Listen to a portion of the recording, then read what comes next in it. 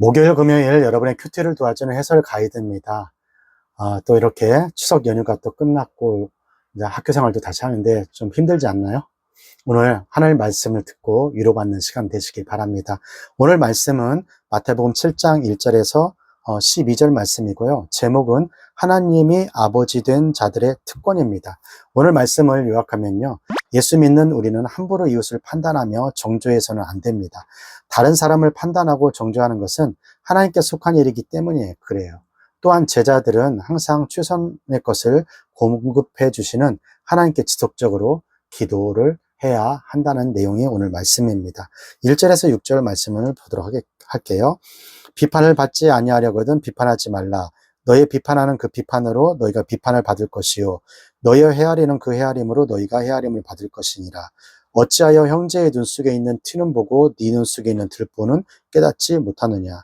보라, 내 눈 속에 들보가 있는데 어찌하여 형제에게 말하기를 나로 내 눈 속에 있는 티를 빼게 하라 하겠느냐. 외식하는 자여, 먼저 내 눈 속에 있는 들보를 빼어라. 그 후에야 밝히 보고 형제의 눈 속에서 티를 빼리라. 거룩한 것을 개에게 주지 말며 너의 진주를 돼지 앞에 던지지 말라.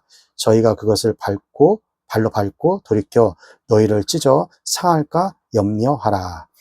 1절에서 6절까지는 비판하지 말라는 거예요. 인간관계에서 내가 다른 사람에게 행하는 대로 나도 다시 받게 된다는 말이에요.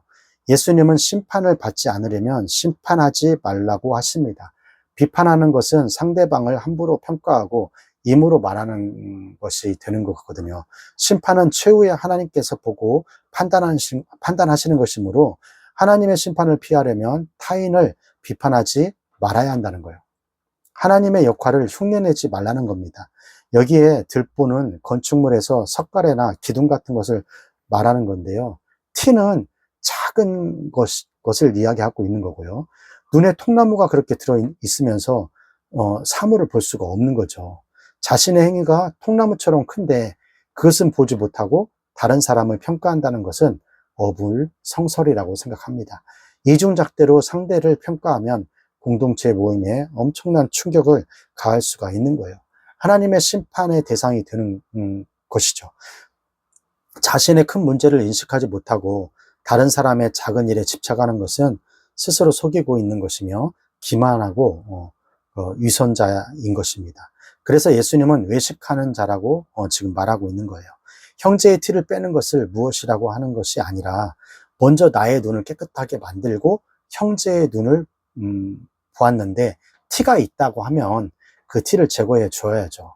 하나님 나라는 형제를 비난하고 판단하는 나라가 아니라 돌봐주고 또 사랑해주는 그런 나라라는 거예요. 하나님 나라 백성들은 자신을 먼저 돌아보고 교정한 후에 불쌍히 여기는 마음으로 형제를 교정하는 것을 시도해야 한다는 거예요. 모두 한 가족으로서 하나님 나라의 순례자의 길을 걸어가므로 그것도 험한 길을 가기 때문에 서로에게 불쌍히 여기는 마음을 가져야 한다는 것이 목사님 생각입니다. 그런데 불쌍히 여기는 마음으로 상대방에게 이야기하는데 공격하는 태세를 부리면 어떻게 해야 할까요? 예수님은 6절에 그렇게 이야기하고 있어요. 거룩한 것을 개에게 주지 말라라고 합니다. 진주를 돼지 앞에 던지지 말라고 비유로 말씀해 주시고 있는데요. 개처럼 적대적으로 행동하는 사람에게는 거룩한 것을 주지 말아야 한다는 겁니다. 거룩한 것은 하나님께 드려지는 삶의 제사와 같은 거예요. 상대방에게 지적하면 그것을 받아들이는 사람은 하나님께 거룩하게 되는 것이죠. 그러나 자신의 평가를 거부하는 사람은 그러한 기회를 놓치고 마는 그런 시간이 되는 겁니다. 그러므로 하나님의 자녀들의 조언이 얼마나 가치가 있는지 모르고 적대적으로 대하는 사람을 그리고 조심해야 한다는 것입니다. 7절에서 12절 구하라 그러면 너에게 주실 것이요 찾으라 그러면 찾을 것이요 문을 두드리라 그러면 너에게 열릴 것이니 구하는 이마다 얻을 것이요 찾는 이가 찾을 것이요 두드리는 이에게 열릴 것이니라. 너희 중에 누가 아들이 떡을 달라 하면 돌을 주며 생선을 달라 하면 뱀을 줄 사람이 있겠느냐. 너희가 악한 자라도 좋은 것을 자식에게 줄 줄 알거든 하물며 하늘에 계신 너희 아버지께서 구하는 자에게 좋은 것을 주시지 않겠느냐. 12절 그러므로 무엇이든지 남에게 대접받고자 하는 대로 너희도 남을 대접하라.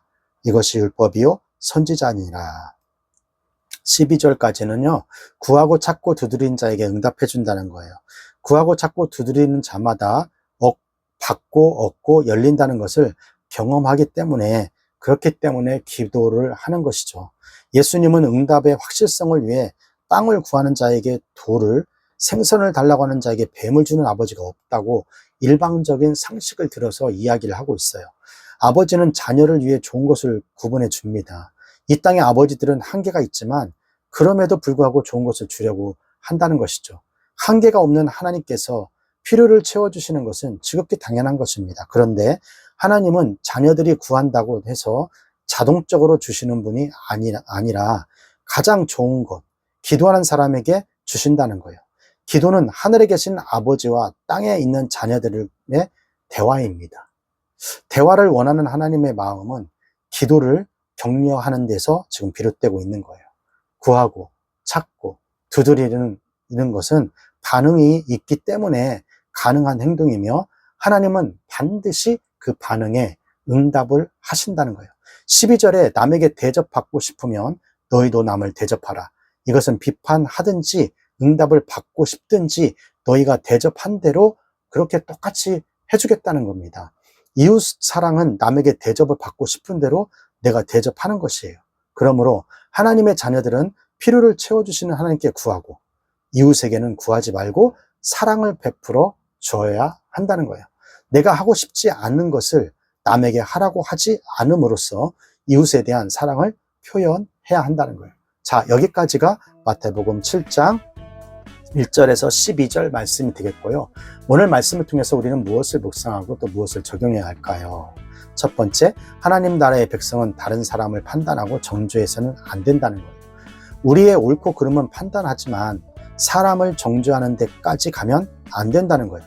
정죄는 하나님께 속한 것이고 하나님의 자녀들은 모두 용서받은 형제이기 때문이에요. 만일 형제를 비판하고 정죄하면 나 또한 동일하게 비판과 정죄를 받을 것이라는 겁니다. 잘못된 일은 용납하지 말아야 하지만 잘못한 죄에 대해서는 불쌍히 여기는 마음을 잃지 말아야 하는 것입니다. 교육부 구호 힘있게 외치고 오늘 큐티 마치도록 하겠습니다. 교육부 구호 시작! 공부 잘해 남주자, 돈 많이 벌어 남주자, 은혜 많이 받아 남주자.